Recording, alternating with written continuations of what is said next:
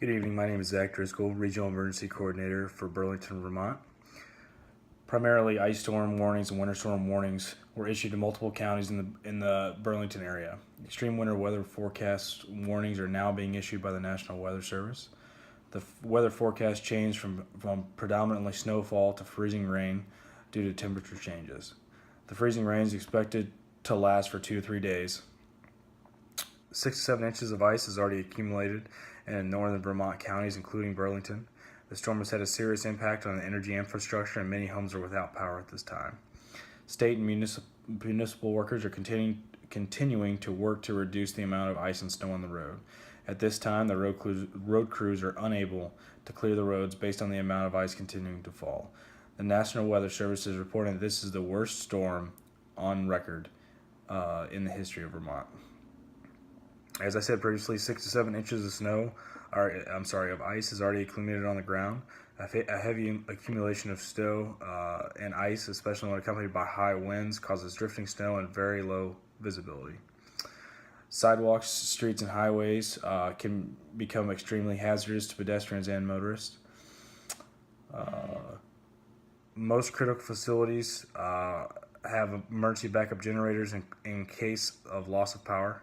At this time, state and local authorities are mandating that public employees revert to the 12-hour emergency work schedule. However, they have some concerns of manpower availability due to the holiday time. In the primary stages of this storm, it is having a serious effect on the civilian population.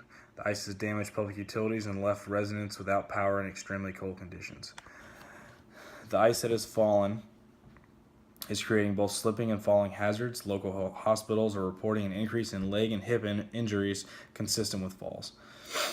The next communication to civilians should include the following. The ice on the roads and sidewalks is making travel very dangerous. Remain in your home unless you need to leave for a serious emergency.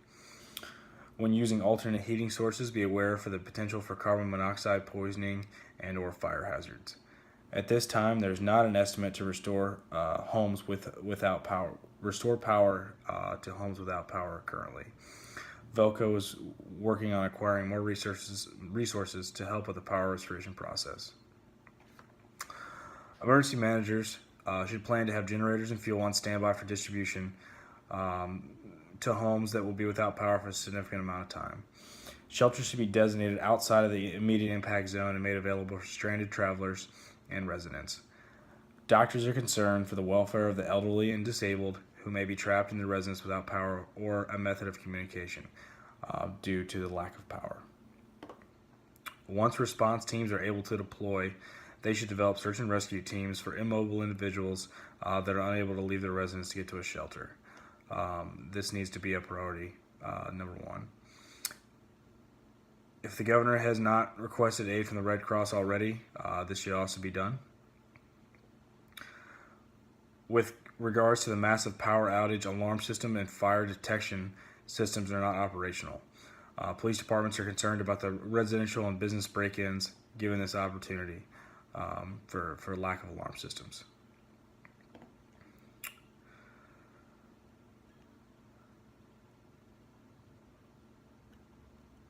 As far as transportation, the priority for transportation in an emergency situation is ensuring that roadways allow passage of emergency equipment as well as supplies to distribution centers. The Vermont Department of Transportation is attempting to keep pace with the storm, but they're struggling for manpower due to the holiday season.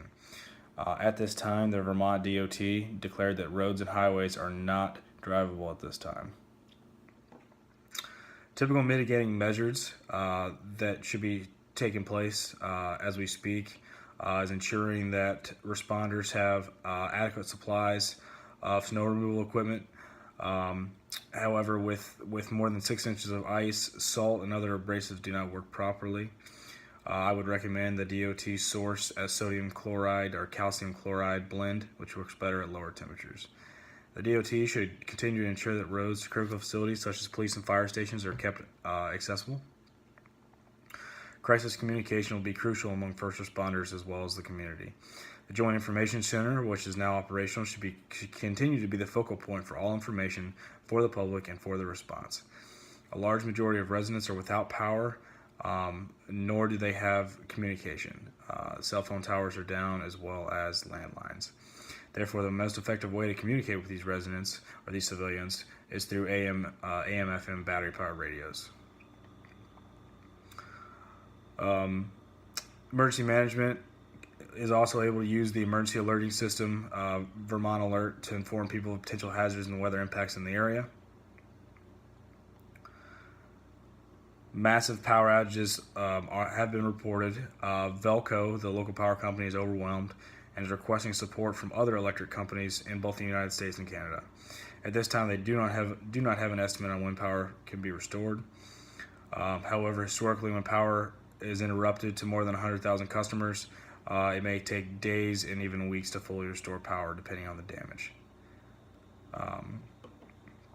Also, in communication to civilians, we need to remind them that homes without heat, freezing pipes is a serious concern. To be able to combat this, have them run a small stream of water from all their faucets to keep the water flowing through those pipes. Finally, within the resource unit leader within the ICS structure should continue to identify the resources needed for the storm. As we said before, road crews are reporting that salt is not effective in this storm. So being able to source the sodium chloride, calcium chloride blend would be the most effective response for this.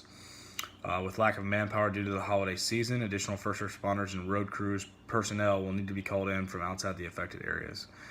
The governor needs to officially declare a state of emergency and issue a formal request to the president for additional resources. After the governor declares a state of emergency, he can then deploy the National Guard to assist in the response. Thank you.